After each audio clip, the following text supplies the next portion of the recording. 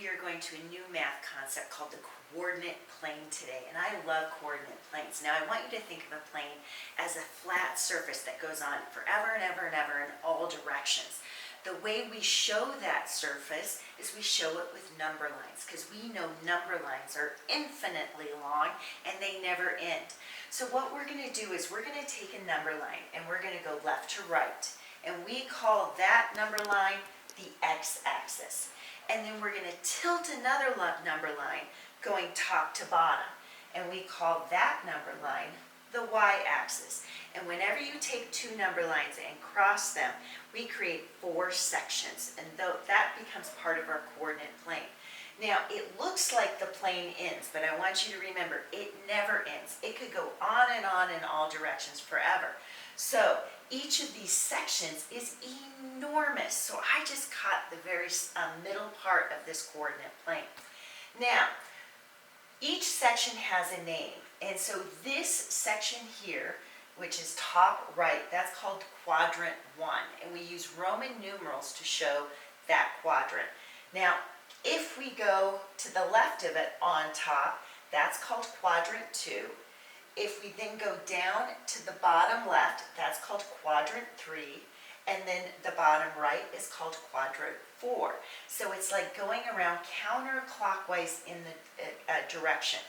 Now, the reason why this is quadrant 1 is it contains all the whole numbers. So if we look at our number line, here are my whole number, my positive whole numbers, 1, 2, 3, 4, 5, 6. And if we look here on this part of the y-axis number line, here are my positive whole numbers, 1, 2, 3, 4, 5, 6. So everything in quadrant 1 is a positive and a positive number. And that's kind of the world of numbers that we started with. That's why it's our first one. Then they just work their way around in a circle. So quadrant 2, all of our x-axis numbers are negative. All of our y-axis numbers are positive. So quadrant 2 is always negative, positive. Quadrant 3, we have all our x-axis numbers are negative. All our y-axis numbers are negative. So anything in quadrant 3 is a negative sign for our integers. And in quadrant 4, all of our x-axis numbers are positive. All of our y-axis numbers are negative. So we say quadrant 4 is a positive, negative quadrant. Now, we can plot points on our coordinate plane. And the easiest point is the very center point. And we call that the origin. And the origin is always exactly in the center of my entire coordinate plane. And then we build out from the origin. And our whole point is we want to graph points on the coordinate plane. And so the way we graph points is through ordered pairs. But there's a specific way we have to do it. So we always graph any point that's on the x-axis first and any point that's on the y-axis second. And that's called the ordered pair. So I put a couple points up here. I have point A. Now I know it's going to be a positive ordered pair. But I always start with the x first. So point A, if we go to the x, it starts at 3 if I move up. So the very first part of my ordered pair is going to be the number 3. Then I come across and I look, where does it cross the y-axis? And it crosses the y-axis at 5. So the location of point A on the coordinate plane is the ordered pair 3, 5, with x always being first, y coming second. Now if I went to quadrant 2 and I plotted a point, well, quadrant 2, I also start with the x and I find out where does that point cross the x. Well, it crosses at -3. And then I see where does it cross the y. It crosses at +5. So the location of point B on the coordinate plane is the ordered pair -3, +5. And I can plot points in any of the 4 quadrants.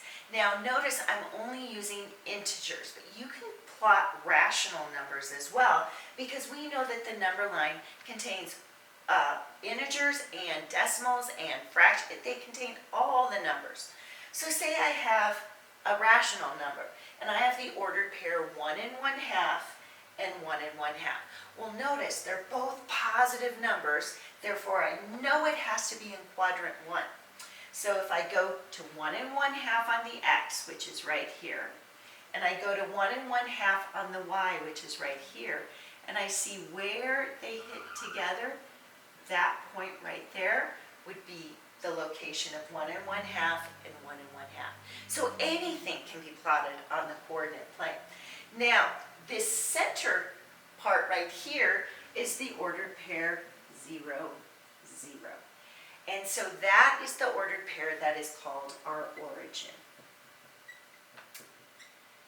Now, we can also use the coordinate plane like a mirror, and we do something called reflecting images. And so I want you to think about locations on the coordinate plane, and I want you to think about how points can exactly see each other on opposite sides of the axes. So say I have this point N here, and it's sitting at -3, +2.